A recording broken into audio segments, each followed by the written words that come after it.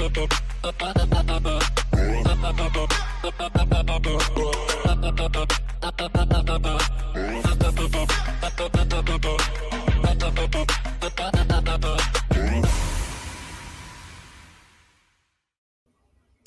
everybody, welcome to another episode of CVTV Live. My name is Carlos. I'm the host, and as you heard before yesterday, the only one of the few ones that actually is confident enough to do a live streaming. Just want to say hello to everybody here. Benny's Aquarium is here. Ryan is here, as well as Jimmy M. Thank you guys for joining us. My God, this is awesome. Sky High Reef is here. Andy, welcome. Hello, how are you? Mark, also, this is awesome, guys.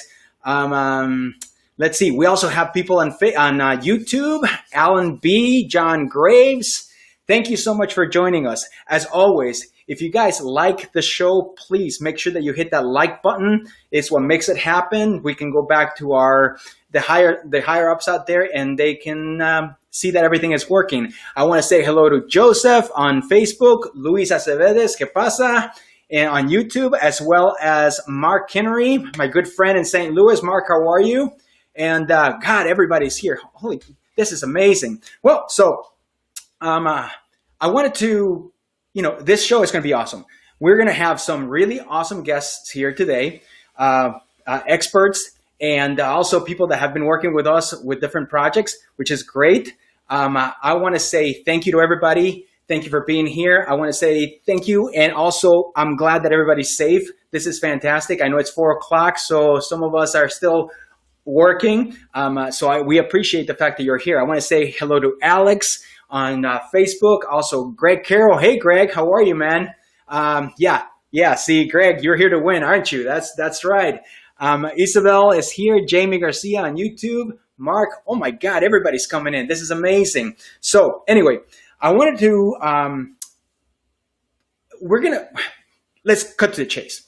My co-host today is going to be a reef pioneer, author, speaker, and all-around awesome dude. Yes, he is. Mike Polito returns to chat with us on all things hydros. We have some really exciting stuff, and we are ready to do. So let's bring Mike in to the show so he can join us.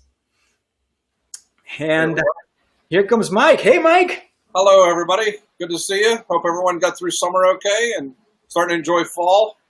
Yeah. Is it getting cold in there? How's Pennsylvania right now? Pennsylvania's perfect.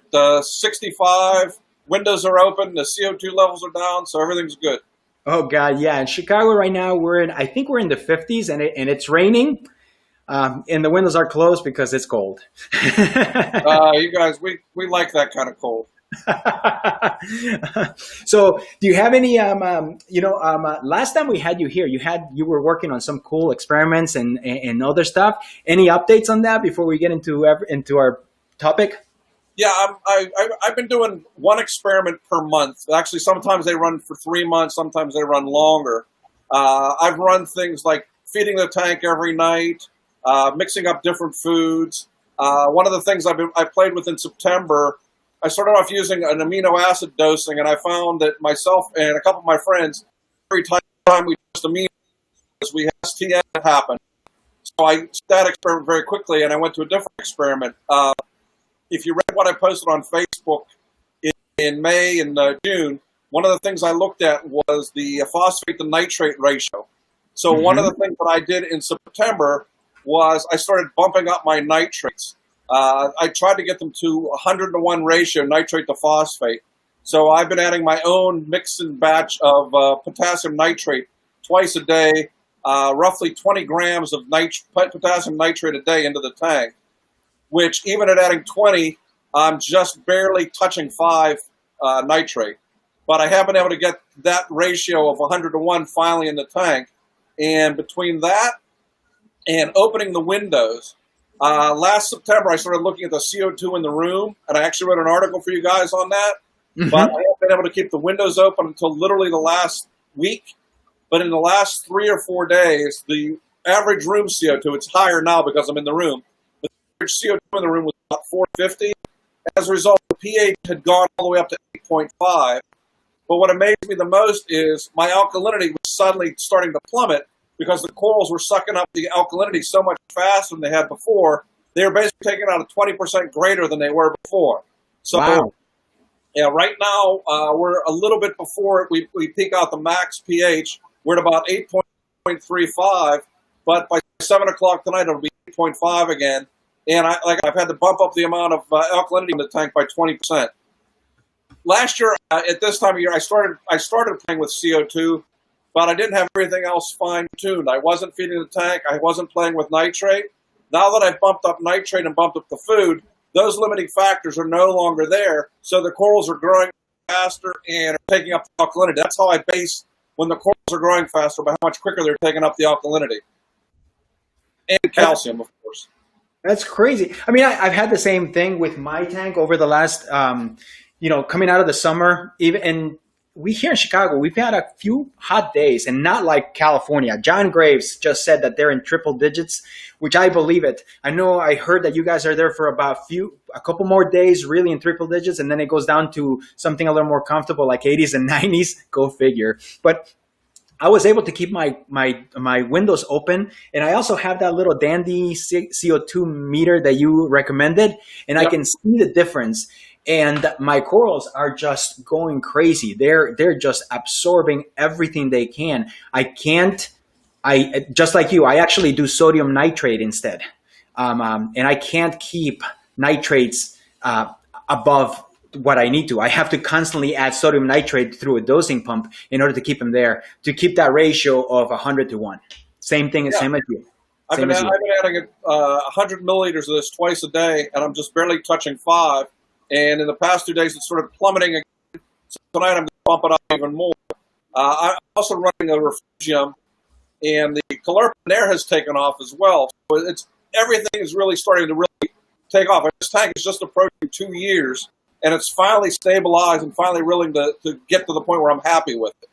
Yes. Yeah, that's great. Hey, before we continue here, I want to say hello to Sean, Mike Rosa, Reef Keeper. Yes, I have the Philips lights in here, and I actually have the Philips lights running with a couple of Reef Brights right next to them on each other with a special bracket created by Reef Bright. So big shout out to Tulio and Joy, because they're the ones that hooked me up with the Reef Brights brackets to put on the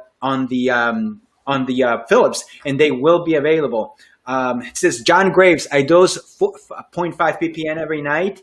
And also, Mark Felder here, he's got an 80-gallon tank and doses 210 milliliters a day of 123 Aquaforest. So everybody, whatever works for you, you have to dose.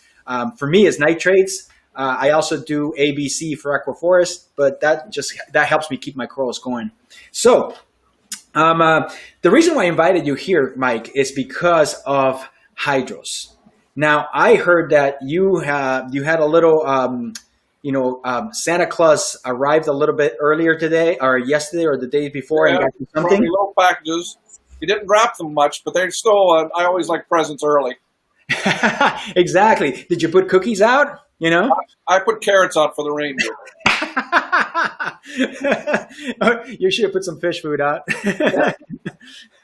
Okay, so for those of you that don't know, the big reason about our live streaming is because of the big announcement we have for the CoralVue HYDROS controller.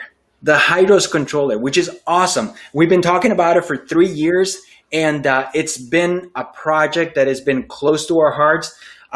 We want to say, it's CoralVue.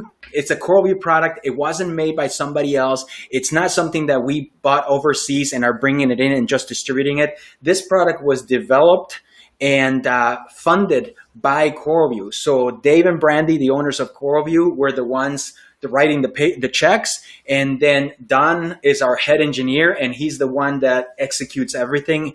And we've actually very happy with this controller right now. Everything that we've done in here is from people like myself, which is a hobbyist, as you can see my tank there, and other hobbyists that we have here at CoralVue, in addition to a very, very selective group of hobbyists out there that were willing to put the controller on their system and take a chance with us. And for that, we appreciate them so very much. So I want to say hello to Harry Singer. Hello, how are you, man? Good to have you around. So, Hydros is an aquarium automation platform and a product line imagined, engineered, and assembled here at CoralVue in Slidell. So what we wanted to do is talk about, what do you think about aquarium controllers, Mike? What is it that an aquarium controller can do for you that you wouldn't be able to do otherwise? What I'm looking for is, since I redid this tank, everything I've done is try to simplify things. Yes. Because when things are simpler, I tend to do them. When things are complex, I don't do them. Like in the old tank, it would take me 45 minutes to clean the skimmer. Now it takes me roughly 5. The skimmers get cleaned 2 or 3 times a week now. There, they got cleaned once a month. It's real simple math. So what I'm looking for a controller to do is testing and monitoring that I would do otherwise, and control things in a simple way so that if I'm doing an app on my phone and I want to turn something off, I don't have to look for a plug. I don't have to do stuff. I can make it real quick, simple, and fast and make it easy to do. I mean, one of the nice things I like about the WaveEngine is made running 4 gyres on one side of the tank. Very simple. All I got to do is flip it off when I want to, when I'm feeding the tank or feeding the corals. Those are the kind of simplifications I'm looking for. And I don't want to need a degree in programming to figure out how to program a controller or a monitor. I've had several monitors in the past, and I'm technologically challenged. I admit that freely. I rely on my kids to show me how to do stuff. Unfortunately, they're not here, so I don't have anyone to rely on to explain to me what I have to do to program this stuff. So I'm looking for things to be simple, fast, easy, and make my life easier and simpler. So you're in luck, actually, because, I've been in the hobby for, since the late 90s, and I've seen controllers come and go. And, one of the big things that we wanted to do here at CoralVue that the wish list, 3 years ago, we sat down and said, okay, we're doing this. What are the things that you want?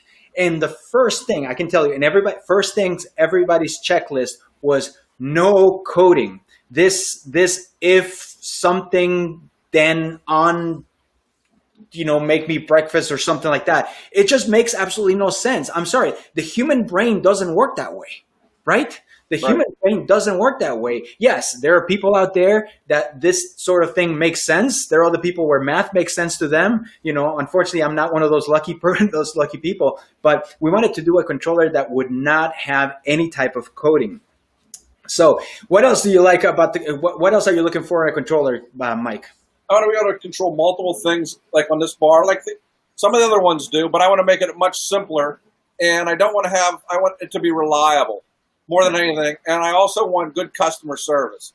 I mean, those are the problems I've had with companies in the past. I'm not naming any names, but one of the monitors or one of the controllers I had in the past broke after 9 months, or broke after 14 months. I called them. They said, well, it's your screen that's gone. You need to buy a new screen.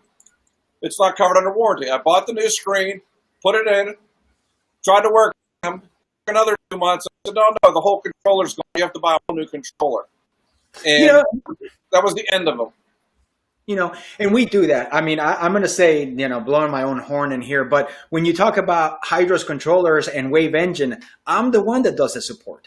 You contact me with the things, and I'm not afraid to say it. Hey, Mike, how's that Alcatronic running now? We had a little bit of an issue. It took us a little while to figure it out, but we figured it out. And we got it working, and it was fixed, right? Right, and it's been perfect for the last 2 months since we got it fixed. Any company that tells you that you're never going to have an issues with the products, they're lying to you. Because you're always going to have an issue. Anytime you have a human being involved on the creation or running the thing, you're going to have issues. So it's just a matter of consider issues are going to happen. It's how the company is going to react and treat you when you have those issues is the important thing. So yeah, I'm glad to hear that the Alcatronic is running correctly. And I have another call with you tomorrow about a Comor pump that is having a couple of issues. We just this is what we do. We distribute the product, but we also stand behind it. All right. Well, that's why you have me here, because if there's going to be a problem, I'm going to have it, because anything that's electronic, I eventually find a way to crash it. So I'm your test subject. I understand that. That's fine. Yeah, and I can verify that, if there's a problem, Mike will have it. It's guaranteed. There's no doubt it's always been that way. Yes. At least it has gotten solved. I mean, whenever we did the WaveEngine, We had initial issues because they didn't understand that certain of the jars could only run at 75%. Once we got that taken care of, they've been working great ever since. Fantastic. Well, so before we move on here, let's talk about why there's a good percentage of 176 people joining us in here is we have a great giveaway that we're going to be given during the show. And let me go over the 3 giveaways right here. I have them written down because they were just sent to me. So today we have 3 giveaways. The first giveaway is HYDROS Control 2 Starter Pack. This and it will happen today during the live stream. The starter pack is right there. It includes a Control 4 unit. I mean, a Control 2, one control. You know what? It says Control 4 unit there, but it's actually a Control 2 unit because of the picture. So I apologize for that. 1 power supply, 1 temperature sensor, and then the HYDROS app. So that is awesome. The second giveaway we're going to be given during this show is also a HYDROS 4 controller, and that includes the power supply, temperature sensor, pH probe with calibration fluids, and 1 4-outlet Wi-Fi AC power strip, plus the app. Look at that. That's what we're going to be giving away. Now, this, of course, are not ready, so we're going to be giving them away, but you won't receive them until October 31st when the product is actually out on the market. Now, let me make that clear. October 31st doesn't mean CoralVue is going to ship the product to the retailers. It means the product is going to be available for sale. The retailers are going to get it before that. So it will be available for shipping on October 31st. Blue Moon, Harvest Moon. So we talked about that yesterday. The third giveaway is our grand prize. Okay? And the grand prize is 2 $1,500 shopping sprees. Yes, you heard it.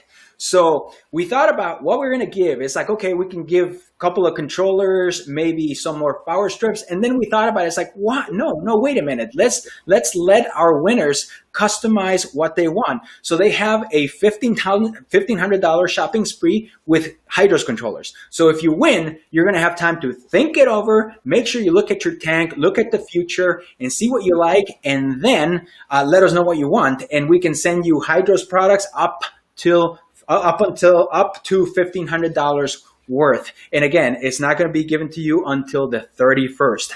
All right. And we'll pick 2 random people on Halloween. So the two prices, the 2 big ones, they're not going to be done today. It's going to be a month-long process or a month-long contest where you can submit your name, your email address, and then on Halloween we will pick the winners. So that sounds pretty good. $1,500 is actually pretty nice, right? Yeah.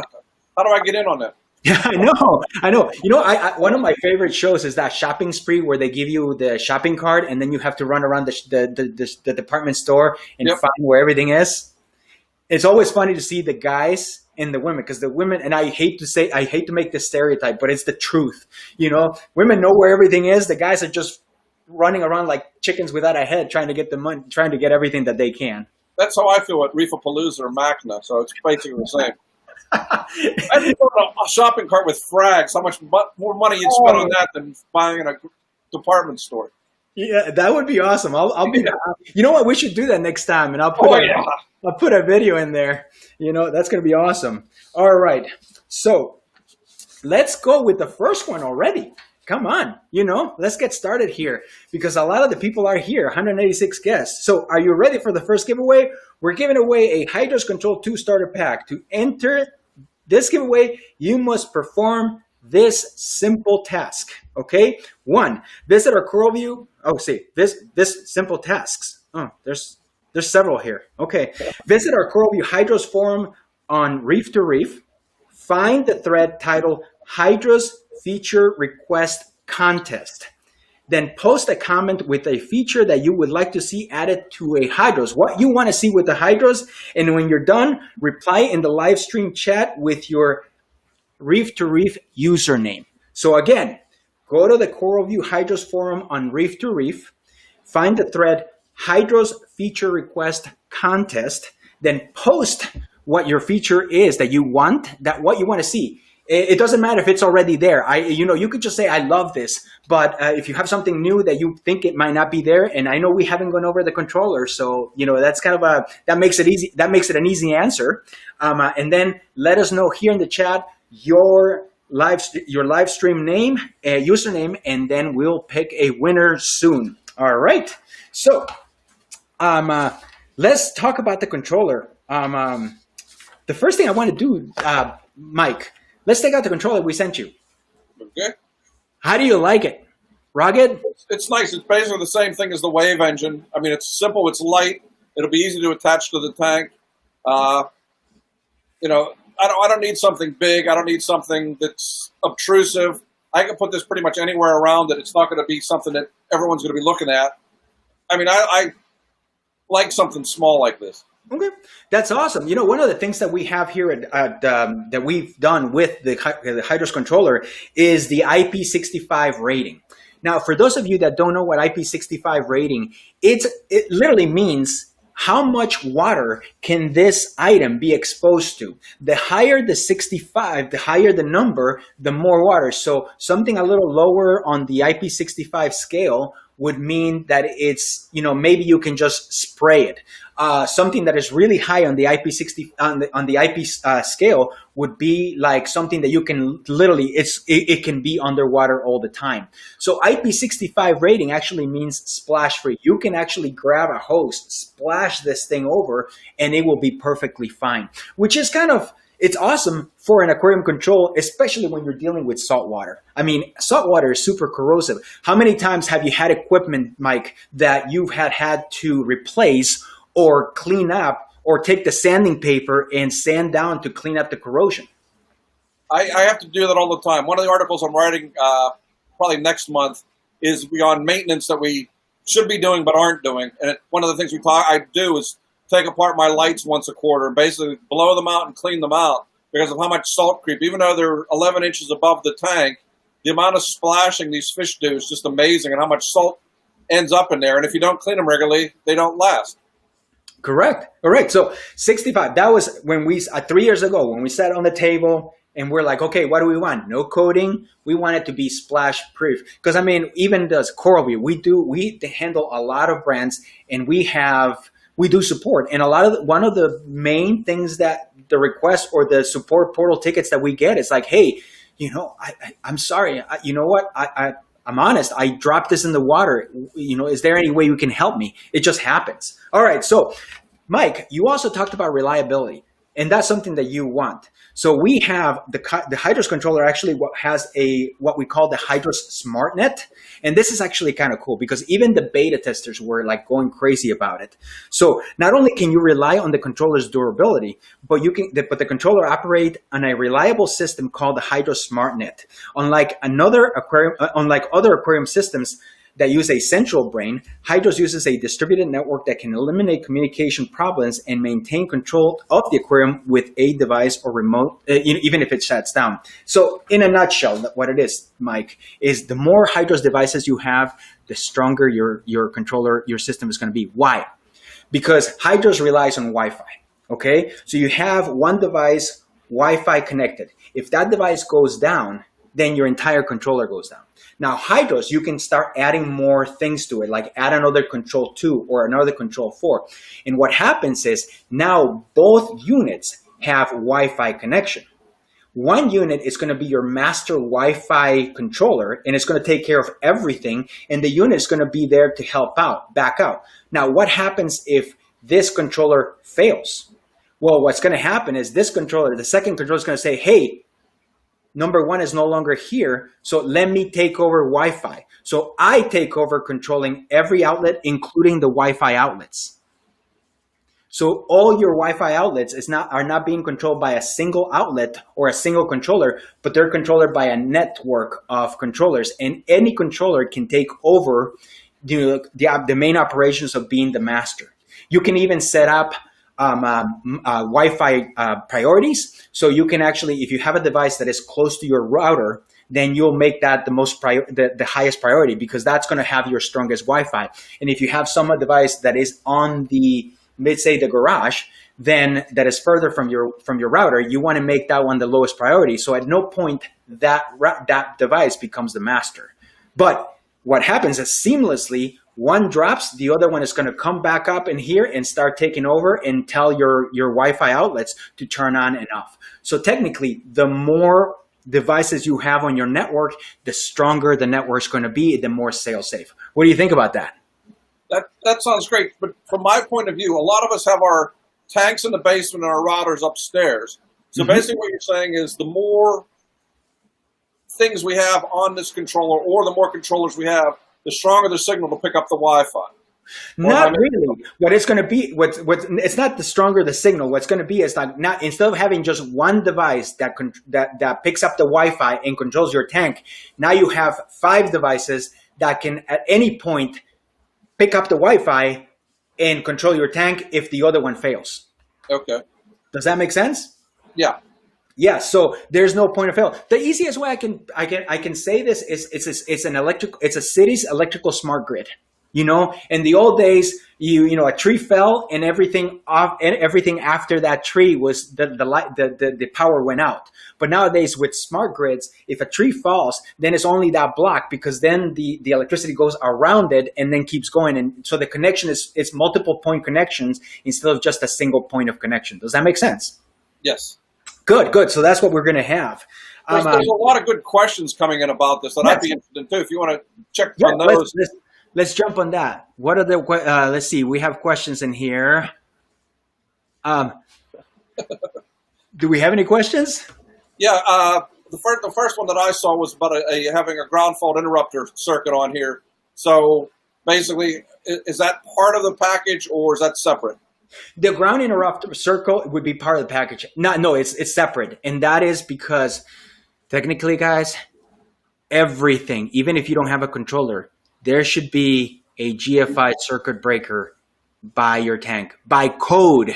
It doesn't matter what state you're in. If you're within a few feet of water, you have to have one of those, you know? So please, if you don't have one installed, have one installed, because it's not worth the risk, okay? So no, it's not included with the system because technically it should be done by the aquarist, even if you don't have a tank. I mean, even if you don't have a controller.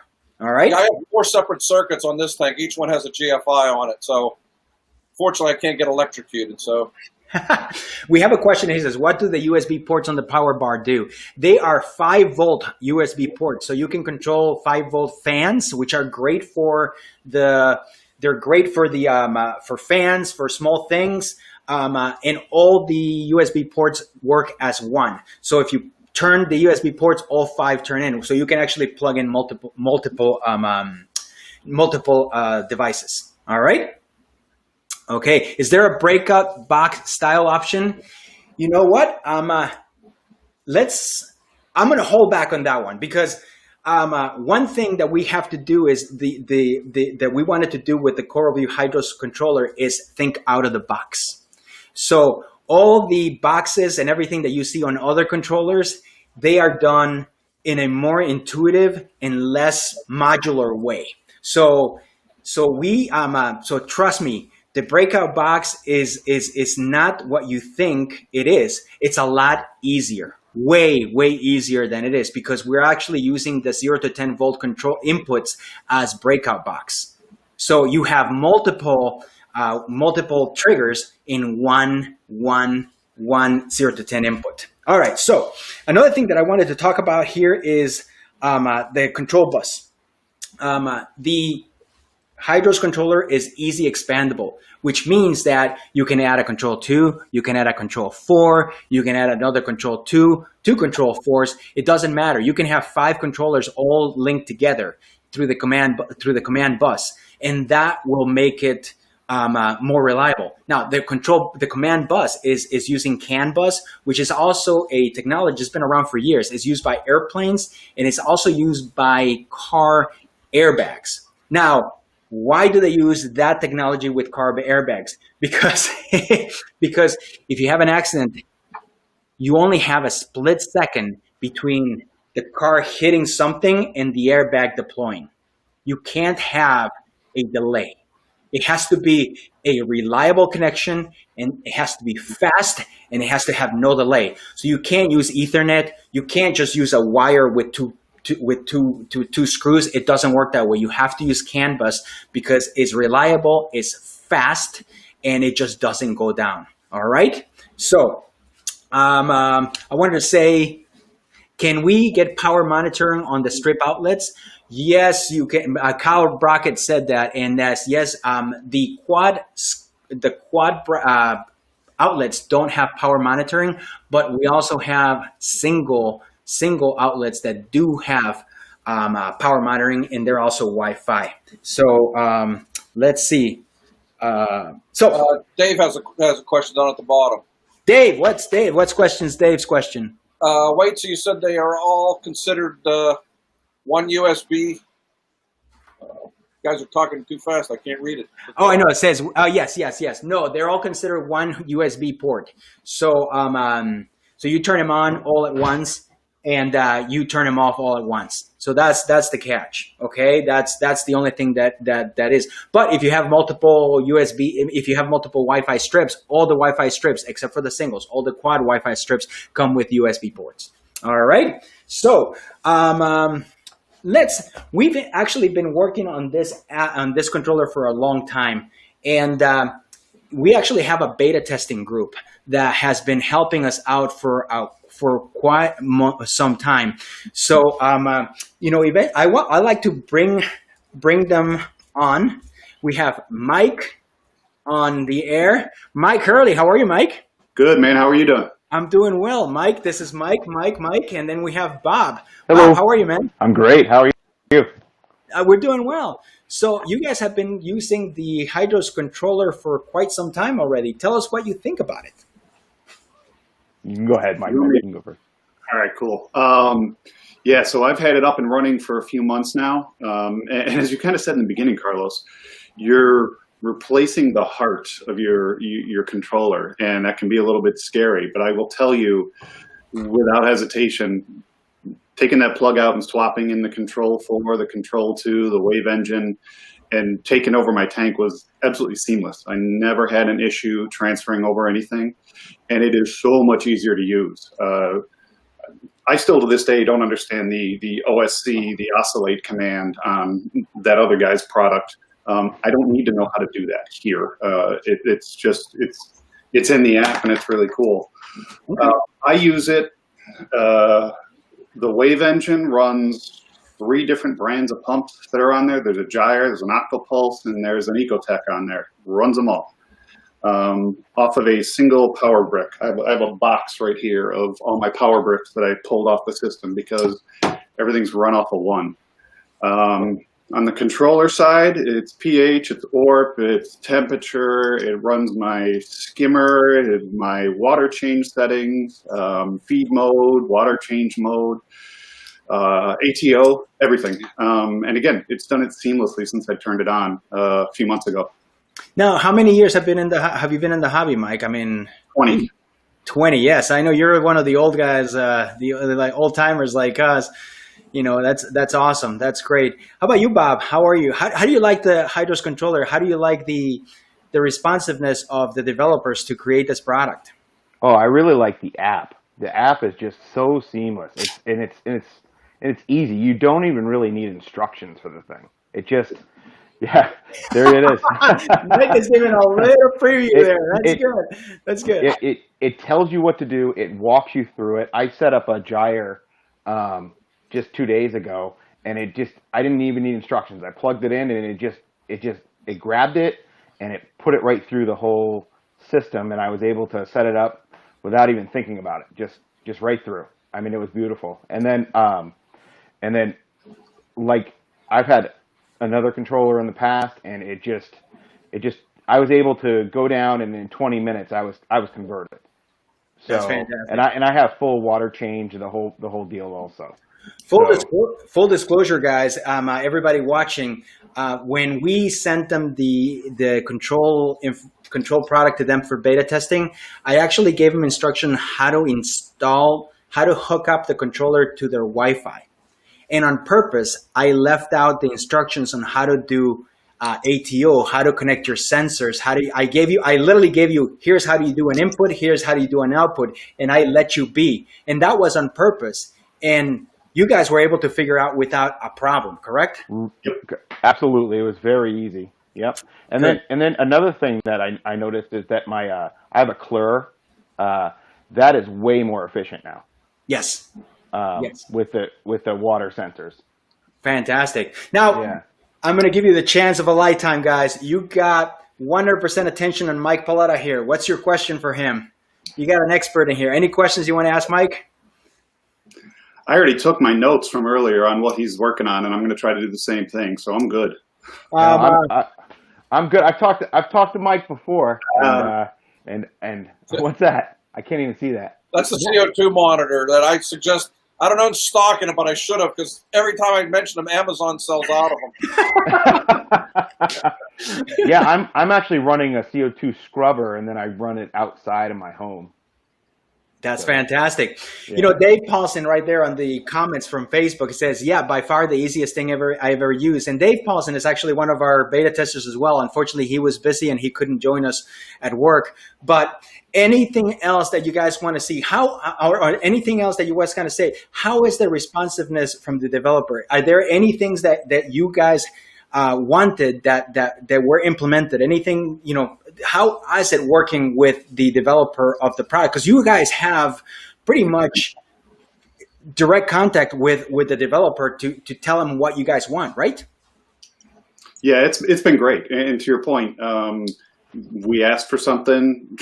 He was working on stuff one night at midnight, I think, sending code drops around. So it's been great. You know, little things here or there as you're testing anything, but it has been smooth for the last full month. No issues at all. Fantastic.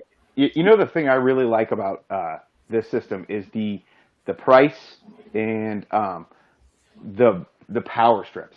So I'm remote. I have a basement sump, and I have my tank is in a room upstairs, and my power strip. I don't have a WaveEngine, so I can control, and my pumps, all my pumps aren't totally supported by the WaveEngine yet. I hear there's more and more coming, but the power strips, I can control my pumps that aren't controlled by the WaveEngine, and that's what is it, Carlos? $40 for a power strip. So I mean, that's fantastic. You can't beat that. You can't really beat that, and the fact that they're Wi-Fi makes it so much easier, guys. And, you know, yes, there's going to be the naysayers out there that are going to say, hey, Wi-Fi is not that reliable. But again, let's face it, guys, it is 2020, you know, and Wi-Fi is just, it's not what it used to be. Yes, that would be, I would say, I would agree with them 10 years ago, but Wi-Fi, the way it is nowadays, it is so darn reliable. It's not even a problem anymore, you know? Well, so I can attest to that. So I have, every time we lose power, I live rural. So we lose Wi-Fi as soon as we lose power. I'm on a generator. I have a whole house generator, but we still don't have Wi-Fi. The system, when I lose power, it doesn't shut anything down. It just gives me a notification. Hey, you're not talking to your Hydros system. And then when power comes back on and Wi-Fi comes back on, it just lets me know that, hey, Hydros is working again. So, yeah. That was one of the things that we actually worked on. I hate the fact that whenever you lose power on the other controllers, everything shuts down. Everything shuts down. Even the stuff that's supposed to stay on, it's 24/7, it shuts down. We worked really hard with the developer and with Don, the head developer, to make sure that even if we powered down the control, that the items that were supposed to stay 24/7 on, constantly on, would remain on all the time. So that if the controller shuts down for whatever reason, you know, not through losing power, maybe a breaker trips, that, you know, it doesn't take down your pump because it tells the pump to shut off, you know. So that is great. You can set it up to go back to off if you want to, but otherwise the default is to stay on, which is amazing. Thank you guys. Thank you guys for taking the time in here and coming out. Bob, I forgot to ask you, how long have you been in the hobby? Oh, I've been in, so I'm 46, and I've been in since I was 9, so a long time. Well, thank you guys. Thank you guys for coming in. Thank you so much for visiting, for letting spending a little bit of your time here and telling us about the control. I mean, I'm going to be honest, you know, if I look at somebody's control, if the manufacturer comes in and tells me it's great, that's one thing. But if I hear it from an actual user, it's very different. And thank you so much for letting us. And everybody, Mike. I have one thing to add really quick. Yeah, sure. Really quick. So I did notice that on the Hydros controller, it's going to be great for anyone that's running a farm, because you can have, I think I was told, up to 13 power strips on that one controller. Well, it's 8. It's 8. It's 8, but 8. still, Yes. you can have 8 power strips. That's 8 times 4. So that's a lot of plugs. That's a lot of plugs, not including the fact that the control can actually drive some of the smaller pumps, so you don't waste an outlet on something that is 12 volts and tiny, like an ATO pump or a small light for your cabinet or something like that. It actually can do that itself as well. So anyway, thank you guys. Thank you so much for coming in. Stick around if you want. We love to have you guys. We love to have you again, and maybe come back, in a couple months and tell us an update on how everything is going, especially now that you guys are all running the collective. Right. Yeah. Thanks. Thank you guys. Right. Thank you so much. Good to see you. Take care. Thanks. Have a good one. See you guys. Take care. All right. So my producer, are we ready to give out the first controller, the first prize, or not? I'm waiting for the producers. In the meantime, Mike, what else have you been working on? Anything in details? Anything? Let's see. The month of October, what I'm doing is I'm literally basting the corals every day. The amount of detritus I'm accumulating has gotten so out of control. I was doing it twice a week. So for the month of October, my experiment is to see what the benefit is of basting it every day. Wow. And when you do it every day, it only takes about 5 to 6 minutes. So it's not a killer thing, even on this 500. But I hadn't done it but once or twice a week up until this week. And I started today doing it every day. And the amount of detritus just in 3 days that accumulated, because you can see the big fish back here, and they eat very well. So they put out a lot of dirt, a lot more than I had expected. So that's the experiment for October. And then, some of the experiments have been really good. I've been running like Reef Moonshiner's trace elements since March, and the colors it took 3 months really. A lot of times I ran experiments, I said, for a month. That's really not enough time to see a lot of things happen in the tanks. So unless I saw something bad, I pretty much continue the experiments or I expand upon them. So one of the things I've expanded upon, I was doing bolus dosing of the trace elements. Now I do nightly dosing of the trace elements. There's no longer a big bolus of 30 or 40 milliliters of something. It's all 1, 3, 5 milliliters something every night. And that seems to be making a significant difference. I don't get the fluctuations, and I also don't get a lot of zeros when I do ICP testing. I see a lot of people send me their ICP test. What do I think? And when I look at a lot of their trace elements, they do a bolus dose, and then it's 2 weeks later they do their ICP test. There's nothing. So by doing daily dosing of the trace elements, I'm seeing numbers that I never saw on ICP testing before. Yes, awesome. I've actually been doing a bit of a testing myself. So as everybody can see, my fish tank here, it's running on the Philips Coral Care, and I gotta say it. They're not getting that much love. They are not. They're not getting that much love. And, I hate to say it, but it seems like the people that are giving that not love, it's like, have they actually used the light for a long time, or have they used it only for like 2 days or 3 days, or maybe only an hour, put a par meter in there? And Mike, you know this for a fact, when it comes to light and corals and growing, light is only one piece of this incredible machine, this incredible net of things that have to happen in order for it to work. And I'm sorry, to be honest, I could say we probably only know 20% of what really needs to happen. That's how much we know of the entire picture. So, right. On my tank, the experiment for June was bumping up the halide. I have one 250 watt metal halide also from Tulio that runs for 4 hours a day, just to see what it would do. And it's also only on one part of the tank. Until I got the CO2 under control and until I maximized nitrate, it wasn't making any difference.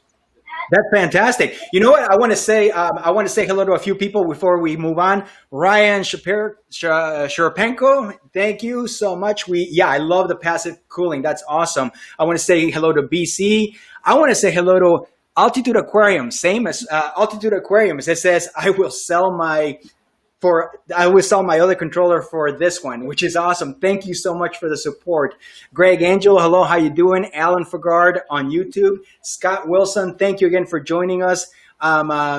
This is amazing. This is amazing. So anyway, so I have my lights in here, and here's what I've noticed.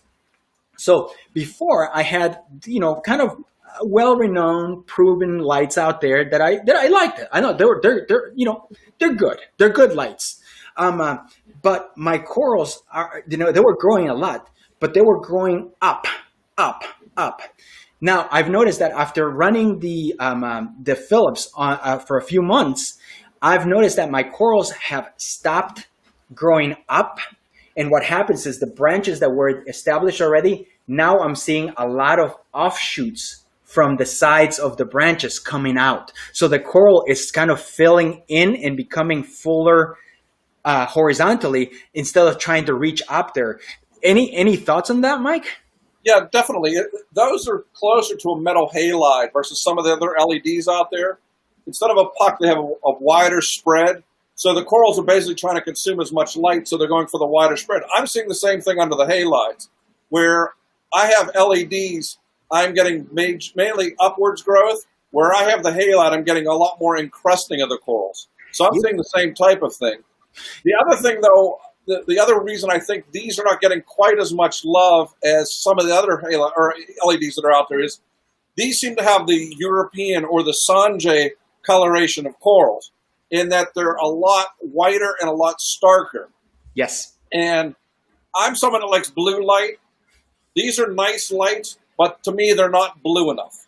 I like the hour on of blue in the morning and the hour and a half of blue at night that really brings out the colors. I mean, that's basically when I sit here at night is when the blue lights are on, because I really like the color pop. So that's the only real downside. But in terms of growth, I think these are going to be phenomenal. But as fortunately Tullio came up with the blue bump with the Reef Brights, I think that's going to bring them to a level with a lot of the other lights that are out there. And I was just going to bring that up because, yes, Tullio, we reached out to Tullio and Joy over at Reef Brights and says, hey, Reef Brights are great lights. They're, I've seen them on other mainstream LED lights, and they're great as a supplemental light. And I was like, hey, Tullio, can we do something like that with the Philip lights? And amazingly enough, Tullio used to be a contractor for Philips back in the day. So when he saw the Philip lights, to him, it was like coming back home. So he says, yes, Carlos, yes, Chris, let's do it. So he took the light. We sent him a sample. He looked at it. He developed this bracket. And I'm telling you, this bracket is absolutely beautiful. And it brings the Reef Brights right to it. So now, yes, I actually have that blue. So just like you want, I turn off my Philips lights. Or what I do is I bring the white down. And then the Philips blue plus the Reef Bright blues gives me an amazing color. I'm trying to, I'm going to see if I can do that while we talking here, because it is just absolutely beautiful the way it works. Let me see here if I can do this. I'm not trying to. Let's see, actives. Okay, hold on. Schedule editor and then live mode, and I'm gonna go ahead and. Yeah, we can see how much blue they got. Your tank. Yeah. So there you go, and. It's a lot bluer. Now what I'm going to do is, let me do this. Look at that. That's with the Philips running at 100% on blue and the Reef Brights absolutely no white. And look at the color of it. The way the things pop. Yeah. So that's what you want, dusk and dawn, right? Right. Exactly. In the morning, my tank starts to kick on at 8 in the morning, and it's just Reef Brights. And the tank is amazing at 8 o'clock in the morning. And then for the last 2 hours, it's just blues and purples off the Ecotex and the Reef Brights. And again, it's amazing. Yeah. You can manipulate each one if you want by half hours. You can have all the blues, then you can turn the blues off with just the purples, and you can see what each one does. And then you can also compare what your corals look like versus the pictures that are online and see what other people are doing to change the colors. And I was talking to Jeremy earlier today, and like I said, it's amazing that once you give it time, once you allow the coral to adjust to adjust to the new light. God, when we change our feeding habits and we take into a diet, usually you go into a dip before you start seeing results. You can't expect the corals that you change the lights and then the next day everything is growing 100%. There has to be an adjustment period where the coral is going to go down and not going to like it, and then it's going to come back and says, okay, I like this, because corals, they don't like the change. But then they figure it's like, but then better. It's like, okay, yeah, you don't like the change, but trust me, just stick around there and you're going to love this change. Just give it time. That's your job as a hobbyist. So give it time to this light and they grow. And like I said, the corals I have, instead of growing up, they are just getting a lot of knobs and a lot of growth all over the place. And they got little offshoots everywhere. So they're not growing up, they're growing wide, and they're filling in. They're filling in, which gives you that beautiful colony that you want. Well, if you look behind me, there's a lot of pink tip in the dead center of the tank. And what's interesting is when it was running underneath just the Ecotex, it has grown up, but it hasn't done the usual encrusting that it has. Now that I have the halide underneath, it's starting to encrust underneath it and cover up the whole rock like it typically does. So I've seen completely different growth patterns since I put the halide on that section of the tank. Yeah, but that's interesting to see, because I haven't run halide in 8 years. Yeah, exactly. It's sometimes people say there's not enough blue or there's not enough par in here, and at the same time, have you seen the European tanks? I mean, European tanks go on. There's some absolutely stunning European tanks that are on VHO. Remember VHOs and T5s only? Yeah. So there is no, just because, Americans, we like excess. We do. I mean, let's be honest. So, I want more par, more par, more par, more par. But it's just like the human body in drinking vitamins. Your body can only take so much vitamins and the rest of it, you pee it away. So, when you have par, you can only push so much par into the corals, and then the rest of it, you're just wasting it. It's wasted energy. It's wasted electricity because the coral's not using it. It's done. It's tapped off. Well, I wrote that article for you guys on limiting factors, and anything in your tank can be the limiting factor. You want to try and not have light or not have nutrients or not have food or whatever. That's how you maximize the growth and the coloration. The problem is you really have to do a lot of work to find out what that limiting factor is. In my case, I found out the two things were excessive or low pH was a limiting factor, and low levels of nitrate were the limiting factor. Those are the biggest limiting factors. But because I had the trace elements balanced, because I was feeding, once those got into the right levels, the corals have just really taken off in the last 2 or 3 months. But up until then, I had limiting factors that I didn't even realize were limiting factors. Exactly. It's so easy for us to jump into the I hate, the lights are the problem, when technically it's not. I mean, I've seen people grow corals on T5s. Back in the day, we saw people grow corals on VHOs, and light is not. It's one of the factors, but you have to look into it. Like myself, just like you, Mike, my limiting factor was, once I figured it out, it was nitrates. I was bottoming out at nitrates. I couldn't keep nitrates above anything readable. That's what I had. I had 0 in here forever. So literally, as fast as I could put them in.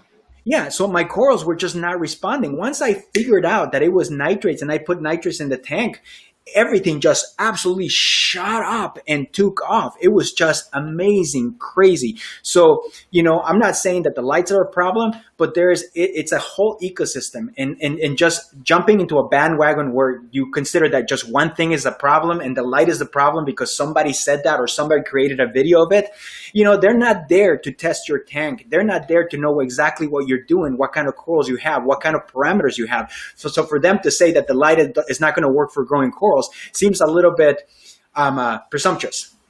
Well, one of the things I put on my Facebook page is I talked with 20 people that I consider really good at doing this, that grow or propagate corals, really colorful corals for a lot of us. And I asked them and have it.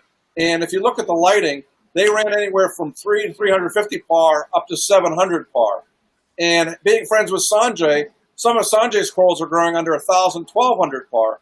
But he's also running excessively high nitrates, phosphates, alkalinity. So you have to have everything in balance, and you have to have it stable more than anything else.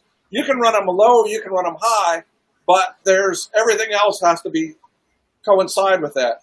Like if you run low PAR and high nutrients, typically you'll grow algae. Algae will grow better in that condition, unless you have a lot of corals that are taken up first. But if you run, Sanjay's tank has excessively high nutrients. At one point last year, we saw a nitrate of 90 and phosphate of 2, and you could not find a single speck of algae in Sanjay's tank.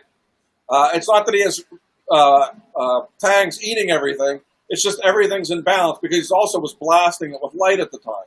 So he lowered things down a little bit, and he still has the fastest growing corals I know. I know only of a couple other people that grow corals almost as fast, but they have everything in balance and they keep it stable.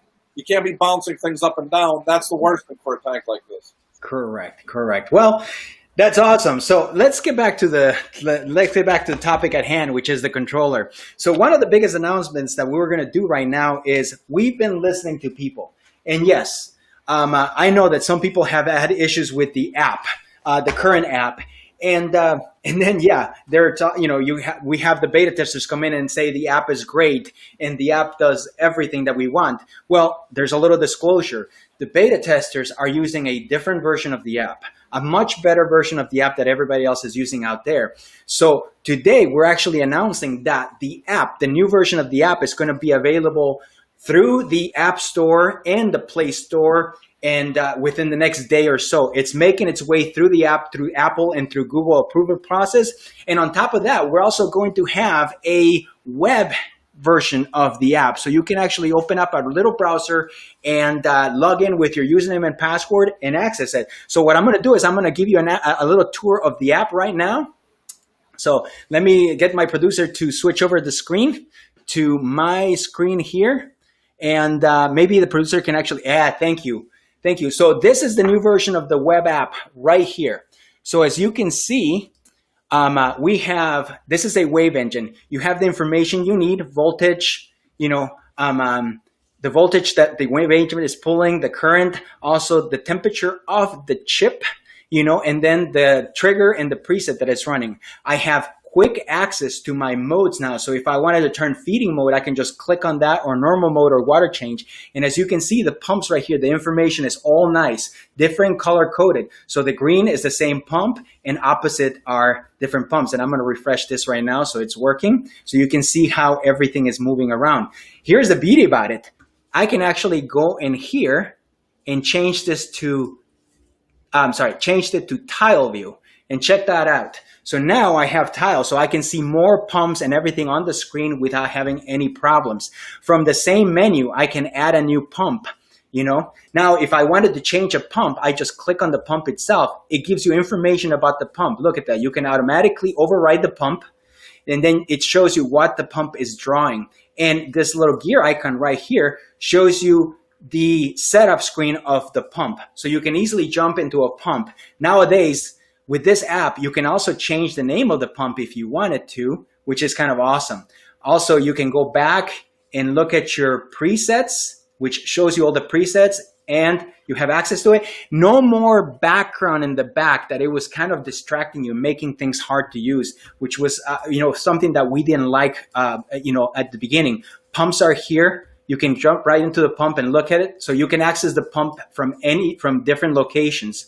And what's cool about it is the app we also have notification preferences, which you can set up your preferences there.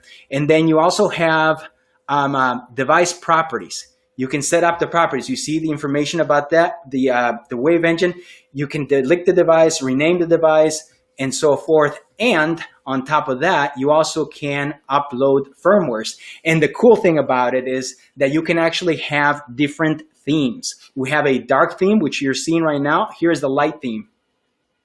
And on a mobile phone, you can select auto theme, which will follow the phone's setting. So whenever you have the day theme on your phone or the dark theme on your night theme, then it would follow it, which is kind of cool. So another thing I wanted to show you here is the different one. So I'm going to go to another device that everybody's seen.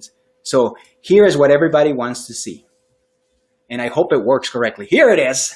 And this is my control. This is my control app. Now you can see everything right here. Now I actually have 4 individual devices running on my controlling my tank. And as you can see, I have a control 4, I have a box, I have another control here and another control here.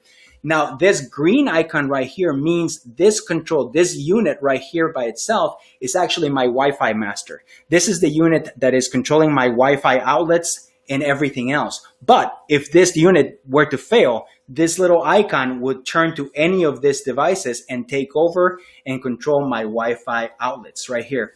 So just like the other one, like the Hydros, we wanted to keep everything consistent and keep it the same way so everybody is familiar with the process. We have the modes here where I can actually start the modes. Here are my inputs. Check out all the inputs I have. So I have my Alcatronic, which is 100% wireless. No more using the PH BNC connector cable to connect your Alcatronic and wasting a port. You can do it automatically because the control hooks up, connects directly to the Focustronics cloud via a secure API and gets the information from the Alcatronic itself. I have my calcium pH, clear sensor, leak rope detector. This is a really cool thing right here. And I think we've had some questions about it where people asking about the leak rope. So I have this rope. It's made out of conductive plastic. And what it does is I wrapped it around my tank. And then if any point of the rope becomes wet or touches water, the detector will go on. So no more single spots where if you put the leak detector, single spot leak detector in one end, but everything is tilted the other way, then the water runs the other side, the other direction, and it doesn't work. Also, you can put, I think our developer said, I wouldn't put any more than 50 leak ropes daisy chained all together, so you got plenty of space to go around and everything. Skimmer level, I have my tank temperature, tank pH, the temperature of my mixing station in the garage. So my control 2 is actually installed in my garage and is running my system. Okay. Another thing I wanted to tell you right here is that the outputs, I have outputs right here, and it's easy to do this. Look at the output, ATO. I'm going to go into the ATO. Right here is my ATO system. So the ATO is all ready to go. ATO, this lets you put the level. Where's your water sensor level? Here is where is the pump connected, and it could be anywhere. Check this out. It's a list of all the devices that are on my system, all 4, and I can select anywhere in here where the device is connected to. The active modes, this one right here by default, my ATO is enabled on feeding, normal, and water change, and not on water change. Depends on, it's a great feature. The ATO will run only if my return pump is on. So instead of putting on code, if outlet equals on, then on, all we have to do is I have to go depends on, return my return pump, and then the dependency mode. Okay, I want it to be off if my return pump is off. And then we also have advanced settings, which is kind of cool. If you turn on the advanced settings, you can actually modify this. So you can modify minimum off time, maximum off time, maximum on time, and maximum, so forth. So this is great. So my ATO is set to run for a minimum, so to be off for a minimum of 1 minute, which is great because then the splashing, if the water splashing constantly, it's not gonna turn on the pump on and off, on and off, on and off, which is what destroys pumps. What it's gonna do is even if it splashes, it's gonna wait a minute before it turns on again. And then I have my minimum on time of 30 seconds. So what I'm doing also to prevent the pump from turning on and off, on and off, on and off, is I'm setting the pump to turn on for at least 30 seconds. Now, granted, I have a big sump, but what it's going to do is it's going to push water even if the sensor becomes wet and underwater, to prevent the pump from just turning on and off all the time. Obviously, you change this setting based on your sump and the capability. I have a big sump, so 30 seconds of turning my ATO pump is nothing. And the maximum on time is 2 minutes. So even if my reservoir was empty, even if I don't have a sensor, the pump is only going to run for 2 minutes and then shut off completely, no matter what. Okay, notification level, it's orange, and I'll go over the notifications levels a little bit later, but that's when how I want to be notified if any of this rules is broken. If I want it to be an orange, I want it to be orange, yellow, or red. So even the notifications, we made them intuitive. Obviously, orange is, orange, yellow, and red would be the top of the line, something that is really bad. So, and another thing I wanted to show you is the Wi-Fi devices. Wi-Fi devices are here, and you get to connect them. Now, the one beauty thing that we wanted to do with the Wi-Fi devices is with all the controllers, having you had the issue where you're trying to find where a outlet is. I put my skimmer and I named the outlet skimmer, but then I can't find where that skimmer is. Which one of my 3 power strips is my skimmer? I can't figure it out. Where is it? So now it actually tells you here exactly what each one is using and where it's being used. Another feature that I wanted to show you here with the new app on the control that's going to come out on October 31st is device properties. So now I have access to all my devices here. Everything information is included.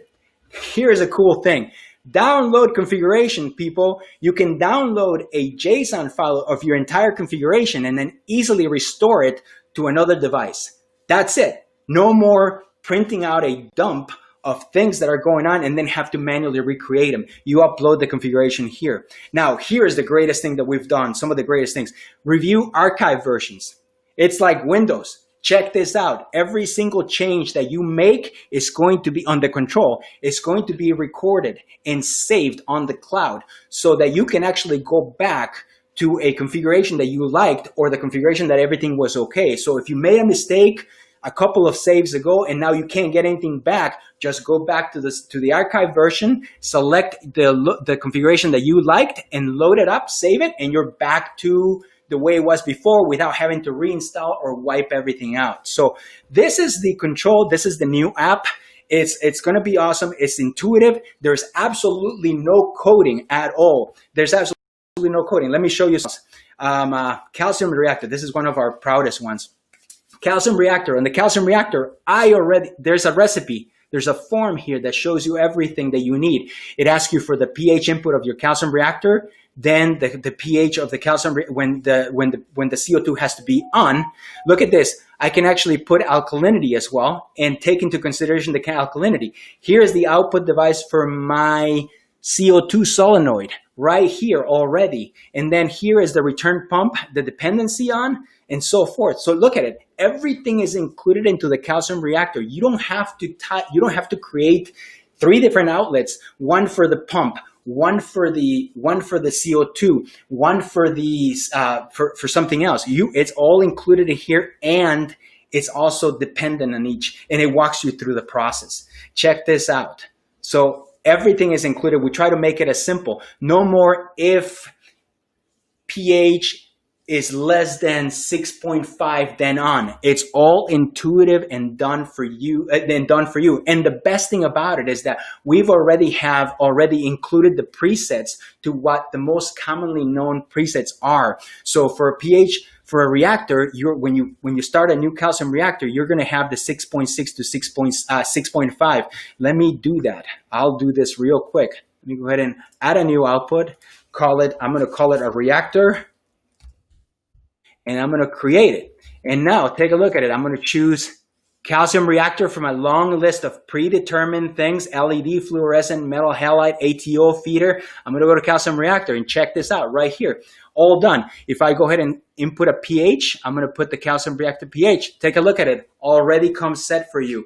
If I click on the alkalinity, take a look at it. Already preset to the ones that you can make the changes. So you see how easy it is. No more if or then or oscillate or anything like that. So what do you think about it, Mike, so far, what I've shown you? Everybody, what do you think about the new app? Let me talk about Jeremy St. Louis right here. That looks awesome. Yes, Jeremy, we love it. If I only had been nice graphs. Okay, Mike, thank you for checking me out. All right, my producer, can you put the app on the screen again, please, April? And I want to show you something else right here that is awesome. Thank you very much, April. go back. I forgot about that part. So let me go here. Check this out. Inputs. I'm going to switch over to tile mode. I have also text mode, which shows me the actual, or you can switch it over to graph mode, and the graphs are going to show you the information right here, and it populates pretty darn quickly. Take a look at that. Take a look at that. Take a look at that. And you can do the same thing. Well, now graphs with the outputs, you can switch them over to text. Look at that. It shows you the text. Same thing with the Wi-Fi outlets. Show it as text. Or you can switch everything to tiles. However you want to see it, whatever works for you, that is the way to do it. So we've actually spent a lot of time on this controller and this app making it better. So thank you, April. Sorry about the switch on you. Okay, so if you never had a controller, it's going to make it easy. If you had a controller before, it's going to make intuitive. The only thing I'm going to ask you, and I ask people, is to think out of the box. When you get this controller, don't think like every single other controller that is out there. This is out of the box. It's intuitive. It's easy to use. What do you think, Mike? To me, it seems very intuitive, and for me, that's difficult with electronics. So I'm looking forward to running it through its motions and finding out what's wrong with it and letting you know, because I will find it.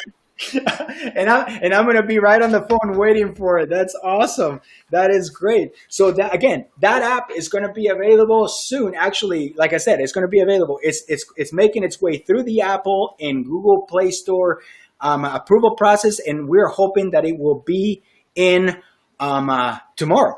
So obviously, if you have a WaveEngine or an IC2C, you're going to be access to the app. And then once you get that controller on the 31st of October, you'll have access to everything.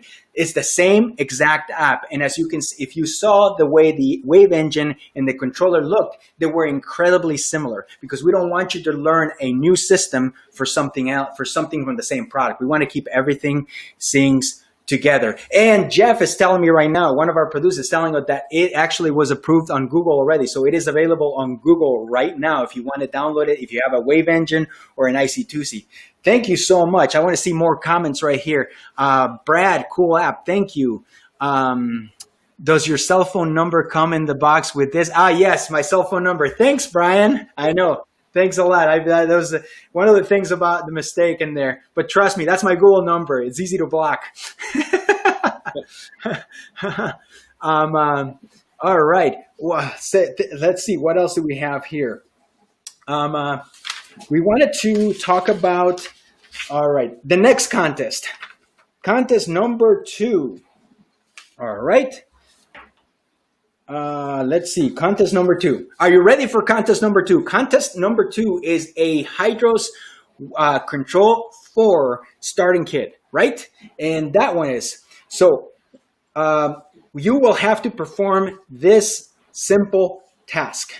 Visit the Google Play or App Store, find the Hydros app, and once you find it, download the app. Even if you don't have the product, download the app, and then leave us a review on the App Store about the app. That would be great. To make it easy for you, we're pasting the link to the Google Play Store and Apple stores for you to in the comments now. I think my producers are going to do that soon. Jeff is going to do that right now. So please leave the comment on the Google Play Store or Google or Apple Store, and that is a way to win a Control 4 starter pack. All right? Thank you. All right, Mike, what else have you been working on? Any new documents? Any new articles? Let's see. I did one on mistakes I've made, and that was a really long article. That came out. I did one on flow, because that's one of the things that people tend to neglect. But from my point of view, I have roughly, I think, 100 times the tank's volume running in this tank in terms of flow. And I still need more flow. That's why I need to base things, particularly since most of us start off with frags now. What's interesting is when I base, there's basically no detritus on the corals, but all around the base is where the detritus is, and all around the base is where STN seems to start from, or cyano outbreaks. So no matter how much flow you have, it's never enough until the corals grow in and things sort of slide off them rather than settling on their base. So there's that article. I'm trying to think of what else I do roughly 3 or 4 a month for CoralVue, so there's lots of articles out there on your site from me. So I try to cover a lot of topics. The one I'm working on now, I basically did a log of everything I did for a week. So starting in the morning to at night, to give you an idea of how much time I spent on here, what I do. So it's, for me, it was kind of boring, but it was also kind of informative because I didn't realize all the different things I did. So I kept a log of everything. I keep a log of my tank's parameters and when I add something new, a piece of equipment or a fish or a coral, but I had never kept a log of all the stuff I do, from basting the corals or testing for nitrate or doing water changes and how long it took. So it gives you a much better idea. Because one of the questions I saw earlier was someone who's setting up their first really big tank and what would be my recommendation for them. And my recommendation would be try to set things up so they're as simple to do as possible. Don't overwhelm yourself trying to make things elaborate and complex because you won't ever do them. And also put gates and unions or shut-off valves and unions on every piece of plumbing you have. Because eventually you're going to take something offline, and the worst thing you have to do is try to plug a hole and cut something off. I've done that. Don't do it. Spend the money, put in the unions and the gates, and they'll pay for themselves down the line. Maybe not this year, maybe 2 years from now. But when you do, you remember Mike Paletta told me to put the unions on, and it saved me 6 hours of having to do this and flooding my wife's bathroom or whatever, because water always finds its way to the least inhospitable spot in your house. That is crazy. You know what? And I agree with that, because usually my question is, I look at things that I'm adding to the fish tank, and there's the proverbial, oh, that would be cool to do. And then there's the proverbial, that's going to cause me problems. That's going to make things more complicated. Kiss. Keep it simple, stupid Carlos. Come on. Kiss, kiss, kiss. Keep it simple, Yep. stupid. That's what it is. So I have to stop myself from, oh, that would be cool to do. And it's hard for me. God, it's hard for me. Working for CoralVue, the biggest distributor in the country for aquarium stuff, it's incredibly hard because I have access to so many things and so many products that I could easily make this tank completely 100% automated, but then it defeats the purpose for me because I enjoy putting my hand in the skimmer. Come on, guys. You know, we hate to admit it. Probably our wives are like, ew, but I enjoy taking that skimmer cup and cleaning it. You know, it's part of relaxing. Some people like to spend time under the car, you know, gearheads. I enjoy doing that. Maybe you don't, Mike, but I do. It's you know, it's fine. I don't mind cleaning the skimmer, but I like being able to do it fast and not cut my hands to slivers like I used to do in the old tank. And I do have a hydro wizard on here, so I do know how much water flow I can get, Greg. And it does crank it basically flows everything against the bottom. Because if you look at this tank, I've set it up somewhat uniquely, and then I have the overflow on the far side of the tank. The power heads blow across the bottom, and then the gyres blow across the top, and the hydro wizard is on the bottom too. So what I try to do is set up a giant gyre that will blow as much dirt out of the tank as I can. On each of the 2-inch overflows, I have floss, polyester. That gets changed every other day. I was running filter socks. They're easier to take, but they're such a pain in the butt to clean. Yes. I hated taking them out, trying to invert them, cleaning them. They never got clean no matter what I did. Here in the floss, I take it out, hose it off. It's clean in literally 2 minutes. So It's much simpler. But I have to clean it when I take them off every 2 days. I have to clean them every 4 days because the putrid smell that comes off of them when they're not exposed to oxygenated water is amazing how filthy the trade is. It smells like sulfur. You know? It smells worse. It actually smells worse than the skimmer. Yes. And I have 2 skimmers on this tank, and they get changed every 2 to 3 days. So I'm taking a ton of nutrients out of here. Obviously, that's why I couldn't keep nitrate before, because these are very efficient. Mm-hmm. But the amount of waste that's generated in this tank by how much biomass is in it just amazes me every time. And now that it's growing faster, it's going to be even worse. Yeah, it's amazing. So before we announce the winner of contest number 1, okay, I'm gonna read the requirements again to give you that last minute. If you didn't tune in to the talk or the live show before that, let's do it. So you have to win the first prize, which is a Control 2 starter pack. You must visit our CoralVue HYDROS forum on reef2reef.com. Find the thread titled HYDROS Feature Request Contest. and then post a comment in there. Now that you've seen how the app works, maybe there's something on the app that you wanted to see. And I'll go to the app again and show you a couple more things about the app that, especially I cover the things for the beginners. Now I'm going to cover some things for the more advanced users. So post a comment with a feature request that what you would like to see added to the Hydros. And then when you're done, put the comment on your chat, either YouTube or Facebook, and then we will choose the winner. And we'll do that soon, so you don't have that much time to go there and put your requests. So let's go back to the app and show you a little bit more of the app. April, would you mind sending me back to the app myself here, please? Thank you very much, April. So I wanted to show you the app. So what we're going to do now is for the advanced users, I'm going to add a new output, and I'm just going to call it Combiner. Okay, I'm going to create. So now I'm going to select this Combiner output. So this is the cool thing about it. This is how we decided, how can we create, if one thing happens and another thing happens, then do this. But then how do we create, if one thing happens or another thing happens, then how do we do it? So if my skimmer, if my pump, if something is on and something else is on as well, then do this. But if something is off or this other thing is on, then do something else. So you have an and or. For those advanced users, you know what I'm talking about. We're talking about if statements, if and or. So now you can actually type in input 1. You can invert it, so the results. So if you have a sensor, and it's showing wet and dark and wet and dry, so and the sensor and something acts when it's wet, this allows you to invert the sensor so that whatever you're doing acts if it's dry.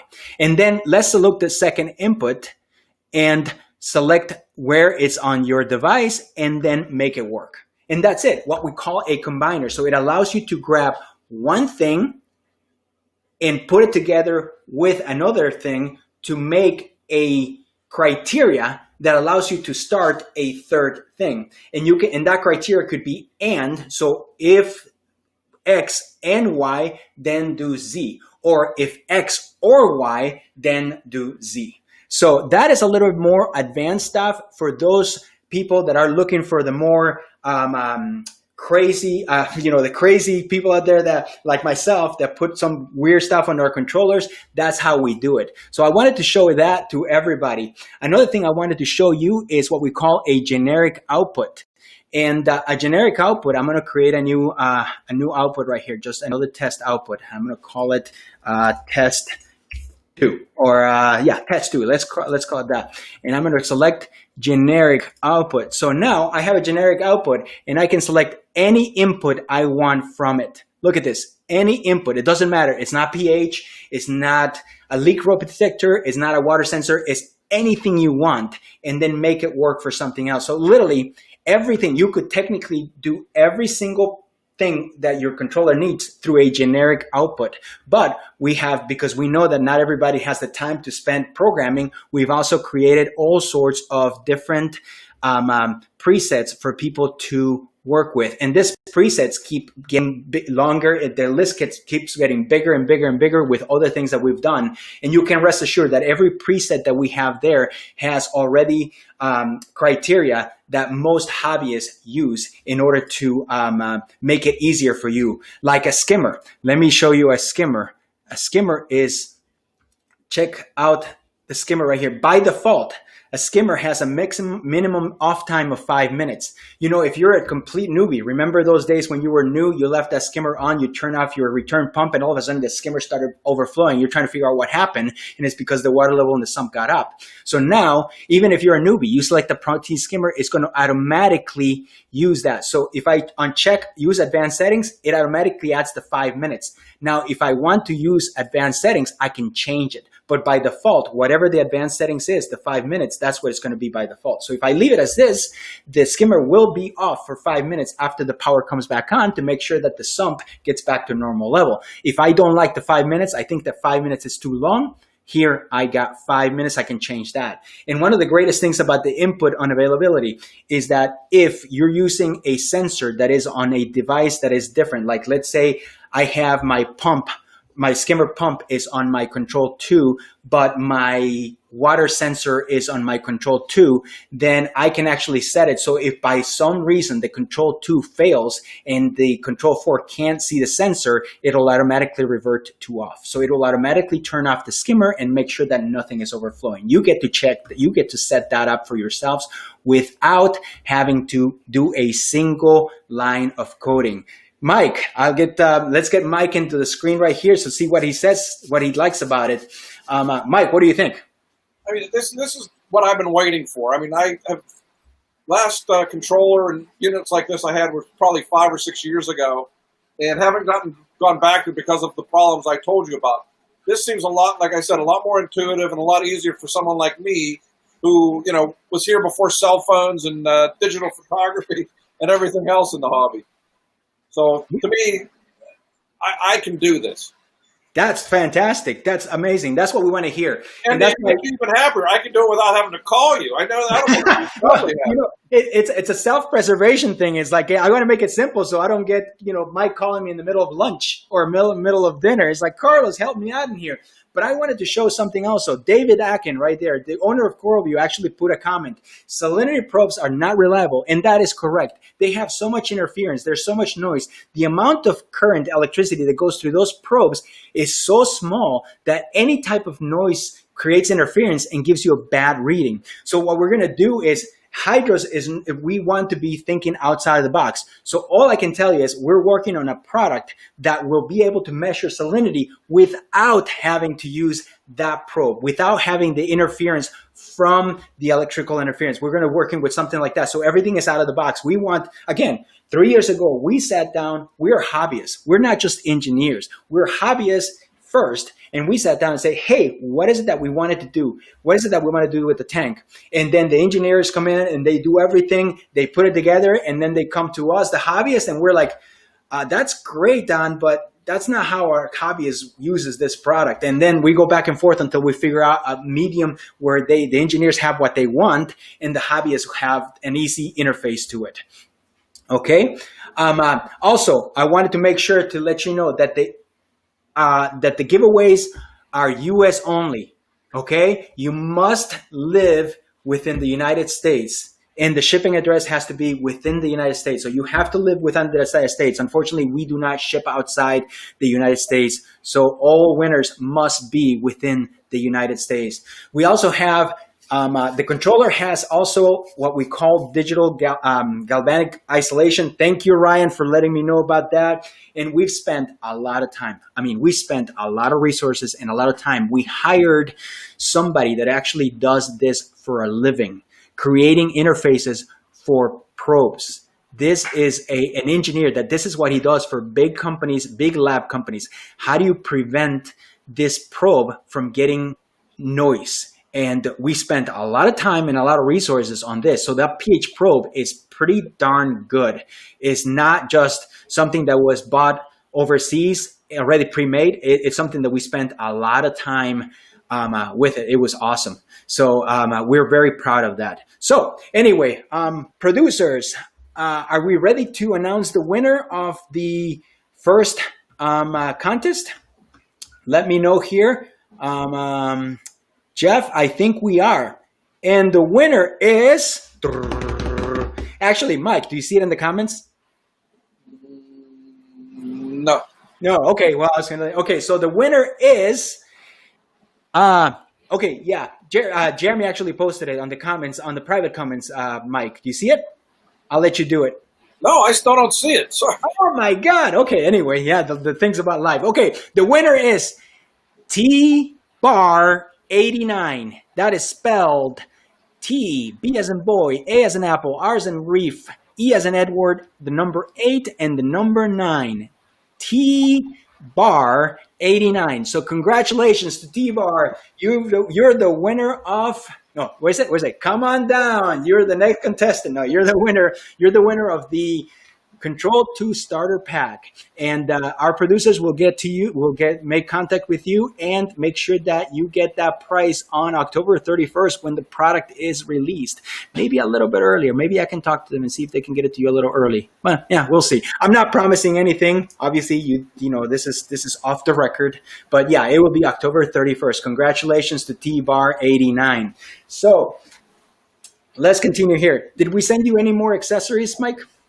No, you sent me the basics, which is fine to get started, and then we can go from there because all the things you've talked about and all the potential this has, I'll be busy for a while.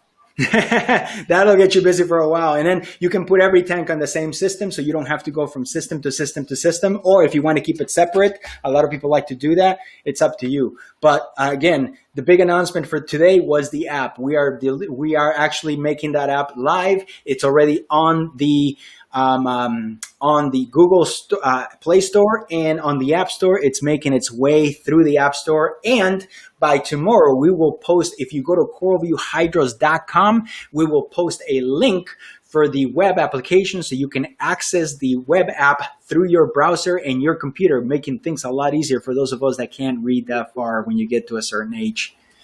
It just happens, right? So, guys, are we ready to announce the second winner? Let me know. Our producer here is going to let me know if we can announce the second winner, and then we can keep going here. All right. So, Mike. Yes. Anything else that you want? Let's take some questions from our viewers right here. Anybody has any questions for Mike Paletta regarding anything? You know, I know it's Mike. Isn't this like the first time you ever had a live where people are not asking you questions? They're all asking about something else. Yeah, everybody's so excited about this. They've left me alone. I like that. It's much easier than the usual calls we've done. Yeah, the usual calls, it's like Mike this, Mike that, and we're having a hard time keeping up. And now it's like, whoa, it's like, ooh, he has a mic. It's like, okay, you know, that's not good. Come on, guys, show Mike some love. Ask him some questions. All right. All right. Does the ice cup hydrate? We'll take a question anyway. Yeah, that's you. Mike, there it is. Spawny, thank you so much. On YouTube, what is your favorite coral you have, Mike? We've had this question before. Who my favorite child is. You can't really say that. I mean, I just have too many. And there's too many that I keep seeing that I fall in love with. That's the problem. I like them all. I have a SPS tank here. I have an LPS and Gawney tank back there. I have a soft coral tank in my sunroom. And I have a SPS non-acro tank up in my dining room. So, and I have a frag tank. So I pretty much have everything covered. So I can't really say one. That's why I have 5 tanks. That's fantastic. I have another question for you. How old is your oldest fish? And that was Cindy, Coral Gel. Thank you, Cindy. Trying to find them is a marine betta that's in here who is 19 years old. Wow. That is fantastic. And I think my producer... It's the fish I've ever seen because it has a tough time, hunting. You put mice right in front of it. It shoots beside it. I don't know how this fish has stayed alive that long. I don't know what else it eats. But it's been in there a long time. It reminds me of mahi-mahi, right? Yep. They're not very bright. Okay, here's another question. Mike, what is your most important piece of equipment? I like this question. I don't think I've ever had this question asked for you. This will sound odd, but to me, the thing that I find most important in the tank is flow. In that I've had my lights off for 3 days to fight cyano. I've shut my skimmers off. Oh, that's another experiment that I've been doing. We'll talk about in a second. I've had my skimmers off for a week. That didn't make any difference. But I've had the flow go off for 12 hours, and all of a sudden everything looked really bad. So that's the most important thing in here is the flow in the tank, having good flow and good surface agitation. You actually can see it. You can see how much the flow is going across the top of the tank. I get good air-water interface, so there's a lot of oxygen being dissolved in and a lot of CO2 hopefully being driven off. So to me, the most important basics of equipment that is neglected is flow. That's fantastic. I got another great question. I think this one fits perfectly because this seems to be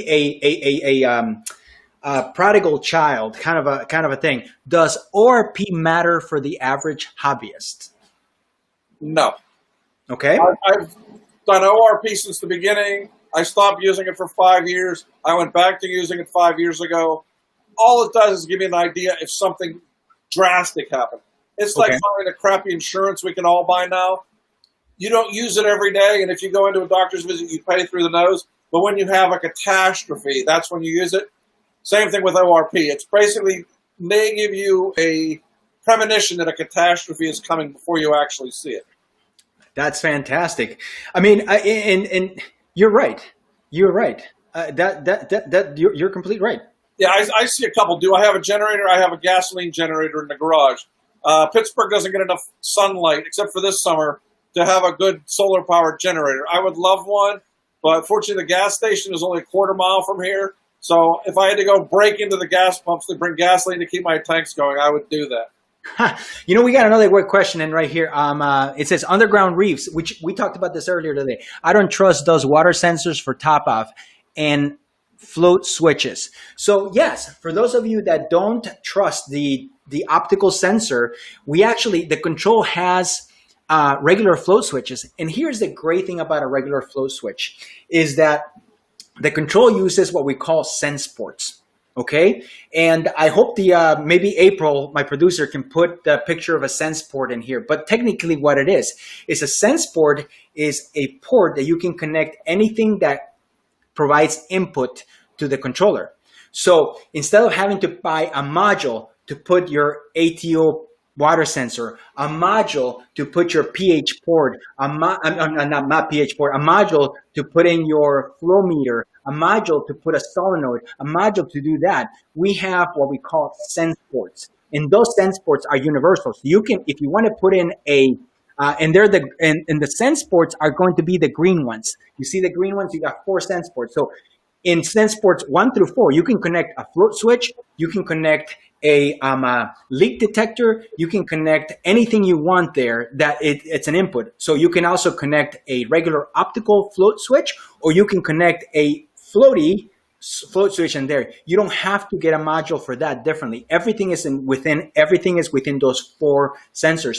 And like we talked about before, most people are going to say, well, 4 sensors is not enough for me. Well, we talked about the HYDROS Smart Net. You can connect devices, 2 control 4s, 2 control 2s, a control 4 and a control 2, a control 4, and a control 2. That gives you even more sensors, and they all become one. They run as part of the collective. As I showed you on the app before, where you could see that I had 4 different devices all connected as one. So the sense ports in there. And I know, Mike, you're not a big fan of the optical sensors, correct? I've had issues with them over time. I basically have redundancy in everything on this system. So if there's an optical sensor, there's also something mechanical that will stop things. So I try to make sure things don't overflow. I basically redid this entire floor. I also put tile along the walls and also put waterproof drywall everywhere. Because of how many things didn't function the way they were supposed to with the last aquarium in this room. So in this aquarium, knock on wood, so far I've not had a flood because I've done redundancy in everything in here to make sure I don't get a flood.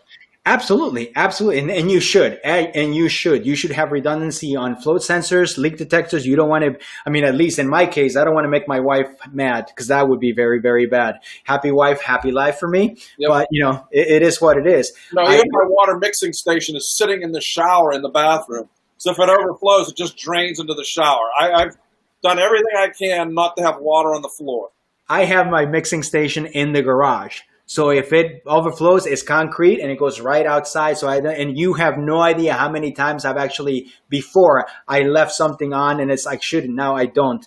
But okay, so we are ready to announce the winner for prize number 2, which is a Control 4 starter pack. Control 4 starter pack. Now, the winner is, his name is, I think it's a he or a she. Okay, anyway, Campi Ginorio, and that is the winner. Congratulations to Campi Ginorio. He or she is the winner of the Control 4 starter pack. That is fantastic. Thank you. And again, you must be a U.S. Citizen living in the U.S. I mean, you must be a U.S. Resident, so you must live in the U.S. in order to win. All right, that's fantastic. And then let me go over the third prize. Now, the third prize, I'm only announcing it. You're not going to win it here, so not today. But the third prize is a two individuals are going to walk out, or in October 31st, two individuals are going to be very lucky, like the Price is Right or something. $1,500 shopping spree per person on Hydros products. So you'll get to send, the winner will get to send us an email or a description of their tank, and then everything that they have, and we'll customize this control system for them to be so it works perfectly for their system, up to $1,500 each. So that's fantastic. So let's see, lucky winner. All right, he's also Underground Reefs, not a fan of the optical sensors. $1,500, congratulations. So I want to say thank you to Eric Grin. I want to say thank you to Alan B. I want to say Underground Reefs, thank you so much for coming over. Campi from Florida, mi hermano. Sí, mucho gusto. ¿Viste? Un ganador de Florida. ¿De qué parte eres? ¿De qué país es? ¿En Florida o es de aquí de los Estados Unidos? Okay, this is good. So, we wanted to thank everybody for their time. I wanted to thank, we've gone long enough already. And Mike, as always, it's always great to see you. I apologize. The conversation became, all the questions are for Hydros and nothing for, and hardly anything for you. Well, there's a lot of questions on here. We didn't get to them, but we can do that again next time. Sorry for all the questions I didn't answer. No, I apologize for that. You can always get to me on Facebook. I'd be happy to answer questions on there. I do it all the time. So that's fantastic. And yes, Compy, it's from Tampa Bay, and that's fantastic. So again, thank you so much. Thank you, Senor, for joining us. Again, we hope that the control has met your expectations. This is not something that is in the works, and it's going to be coming soon. When is it coming soon? I'm here to say it. It'll be available for retail October 31st, 2020. That is Halloween. So, every promise that you've made on a blue moon is due that day. It's a Saturday night too, so it could be ugly Halloween. Yeah, it could be fun Halloween too. Yeah. Right? It could be fun Halloween. But whatever you do, be safe. There's some incredible ideas on how to dispense candy on Facebook. Some very creative people. I've seen like this 2-inch PVC pipe going from the top of the door all the way down the stairs for the kids so they can get some candy. It's actually kind of creative what people have done. I want to say hello. I want to say thank you to our producers, April, Jeremy, and Jeff. They've done a fantastic job creating all the content for this, the prices, and this new video stream that we're using instead of Zoom. It's a little bit nicer. I want to say thank you to CoralVue, Dave and Brandy, for making this possible. They're the ones that have created, that allowed for us to do this live streaming, and the ones that came up with the idea and take the risk to create a controller, something that is different from every single controller that has come and gone throughout the years. And we've been around for many years. You and a lot of them have come and a lot of have gone. And the one thing but we wanted to make sure that we studied them, we saw them, and we found out the commonalities on those controllers that have failed. So we decided we're doing everything we can to stay away from the commonalities and make it different. Think out of the box. And hopefully you guys are going to like it. Yes, Greg Carroll, have five also. Mike, thank you so much for joining us. Thank you, Carlos. Stay safe, everyone. Like I said, if you need some information, contact me on Facebook. No problem. Yes, fantastic. So everybody, thank you again for joining us. If you like the stream, make sure that you hit the like button or the plus button or the thumbs up so that you get an announcement every time we go live. We always have prizes. We always have contests. And we also have some pretty cool guests. Mike is at the top of the list. We have other guests too. Next time we do a show, we're going to have Tulio from Reef. And maybe I can get Joy to come online too. I don't know. She usually likes to stand behind the doors, behind the scenes, but Tulio and Joy, hopefully Joy, but Tulio definitely from Reef, and we're going to talk about light. Tulio has been around for many years. He was a contractor for Philips back in the late 90s, and he knows a lot about lights. He's done a lot of talks at MACNA, so we are going to have a blast talking to him. You can ask him any questions about lights, PAR. He's going to tell you everything that you need to know about PAR and everything that you need to know from other variables in lighting. Tulio is an expert. All right, so thank you so much. And see you next time. Stay safe. Thank you.